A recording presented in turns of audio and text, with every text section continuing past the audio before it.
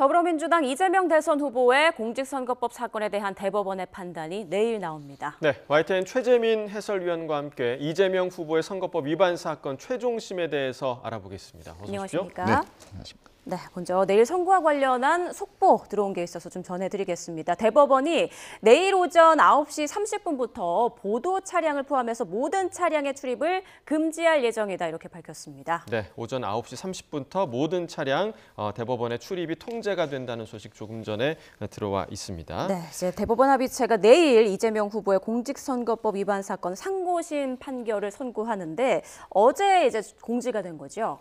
그렇습니다. 그 대법원이 이재명 그 후보의 공직선거법 사건을 언제 선고하느냐가 이제 초미의 관심사였는데 어제 오후 5시쯤 이제 전격적으로 공지가 됐습니다. 5월 1일 그러니까 내일 오후 3시에 선고를 하겠다고 전격적으로 공지를 한 건데요. 지난달 28일 사건이 접수된 지 34일 만입니다. 조희대 대법원장은 이 후보 측의 그 답변서 제출 기한 종료 이후인 지난 22일 사건을 직접 전원 합의체에 회부했습니다. 네, 상당히 지금 빠른 속도인데 대법원이 이렇게 신속하게 선고를 내리는 경우가 있습니까? 매우 이례적인 경우다라고 이렇게 보시면 되겠습니다. 통상적으로 선거법 사건은 1심에 6개월, 2심에 3개월, 최종심인 상고심에 3개월 안에 그 선고를 하도록 돼 있고요. 반드시 그 지켜야 될 의무사항은 아니고 공고사항입니다. 이 사건의 경우 1심은 기소 2년 만인 그 지난해 11월 15일이죠. 서울중앙지법에서 징역 1년에 집행유예 2년을 선고했고요. 항소심은 지난달 26일 서울고등법원이 모두 무죄를 선고했습니다.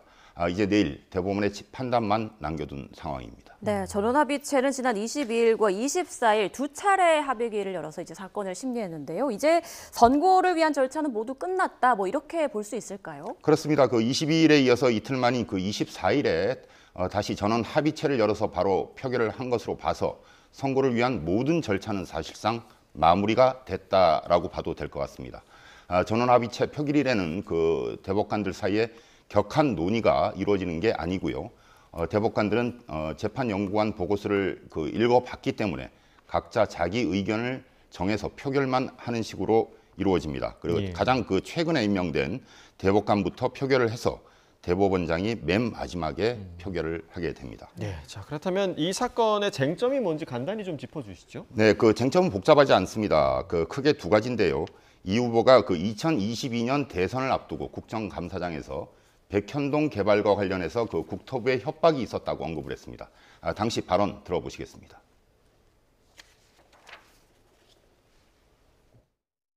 국토부 장관이 도시관리계획 이거 변경 요구하면은 지방자치단체장은 반영해야 된다. 의무조항을 만들어놨습니다. 이걸 가지고 만약에 안 해주면 직무유기 뭐 이런 걸 문제 삼겠다고 협박을 해서. 네, 그 또한 그 고 김문기 성남도시개발공사 처장을 모른다고 진술을 그 방송에 출연해서 그 얘기를 해서 허위 사실을 공표한 혐의로 재판에 넘겨졌고요. 따라서 이 발언이 그 허위였는지 또한 고의성이 있었는지 덧붙여서 그 정치인의 표현의 자유가 어디까지 볼 것인가 쟁점이 될 것으로 보입니다. 이재명 후보가 그 발언한 게 단순한 표현인지 아니면 객관적으로 그 거짓말을 한 게 명백한지가 핵심인데요. 설사 허위라고 하더라도 의도적으로 속이려고 했다는 그 고의성이 입증돼야 하는데 2심 재판부는 인식 또는 의견 표명에 불과해서 처벌할 수 없다고 모두 무죄를 선고한 겁니다. 네, 그럼 대법원의 이런 이례적인 속도전은 좀 어떻게 봐야 될까요? 보통 그 대법원은 한 달에 한 번 그 매주 셋째 주 목요일에 그 전원 합의체 기일을 여는 게 관례고요. 이 후보 사건을 그 심리하기 위한 합의 기일을 이달에 추가로 이제 2번을 더 열었거든요. 대법원이 이례적으로 그 속도를 내고 있다는 해석이 나오는 점입니다. 통상 그 전원 합의체 사건은 대부분 한 차례 합의로 마무리가 되고요. 다만 복잡하고 어려운 사안은 극히 이례적으로 3차례까지 가는 경우도 있긴 합니다. 그런데 이번 사건은 쟁점은 복잡하지 않은데도 2차례나 심리를 했기 때문에 대법원이 그 나름대로 최대한 신속히 검토하면서도 충실한 심리를 하기 위해 노력했다는 부분으로 해석을 할 수 있을 것 같습니다. 또 하나는 대법원이 정치 개입 논란을 최소화하려는 했다는 그 분석도 나오고 있습니다. 대선 후보 등록 마감일이 다음 달 11일인데 그 전이나 등록 후에 이제 선고를 하게 되면은 선거에 영향을 주려 했다는 비판이 나올 수 있기 때문입니다. 법조계도 그렇고 저 개인적으로도 그 대법원이 5월 연휴 직후인 7, 8일쯤에 그 선고할 가능성이 크다는 관측을 했는데 예. 이처럼 이례적인 신속한 재판은 조희대 대법원장의 의중이 반영된 것으로 볼 수가 있습니다. 네. 내일 오후 3시에 TV 생중계가 선고가 되고요. 내일 선고 어떤 경우의 수를 저희가 좀 짚어볼 수 있을까요? 내일은 첫 번째는 그 무죄가 이제 선고가 되는 경우고요. 예. 대법원이 그 2심 판결에 잘못이 없다고 판단을 하면 그 검사의 상고를 기각하고 이 후보는 그 무죄가 확정이 됩니다.